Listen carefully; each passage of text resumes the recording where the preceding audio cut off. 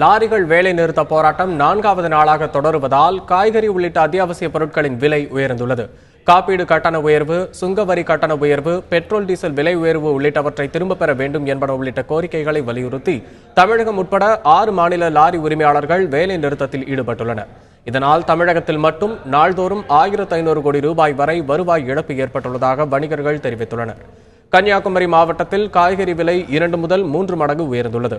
சென்னை கோயம்பேடு மார்க்கெட்டில் காய்கறி விலை உயர்ந்ததுடன் சில வகை காய்கறிகள் முற்றிலுமாக கிடைக்கவில்லை. நாமக்கல் மாவட்டத்தில் 3 லட்சம் முட்டைகள் தேங்கியுள்ளன. இந்நிலையில் நாளை முதல் LPG டேங்கர் லாரிகளும் போராட்டத்தில் குதிப்பதாக அறிவித்துள்ளன. சுமாராக ஒரு 3.5 லட்சம் வாகனங்கள் நிறுத்தப்பட்டுள்ளது. சரக்குகள் முழுமையாக தேங்கியுள்ளது.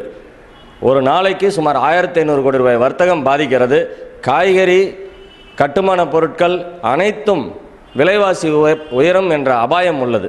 லாரி புக்கிங் ஏஜென்ட் சங்கம் ஆதரவு கொடுத்திருக்குது. அதே சமயத்தில் LPG சங்கமும் ஆதரவை தெரிவித்துள்ளது. மற்ற மணல் லாரி உரிமையாளர் சம்மேளனத்திடம் ஆதரவு கேட்டிருந்தோம். அவர்களும் ஆதரவு கொடுத்துள்ளார்கள். LPG டேங்கர் நாளை முதல் வேலை நிறுத்தத்தில் கலந்து கொள்வதாக அதனுடைய தலைவர் அறிவித்திருக்கிறார்.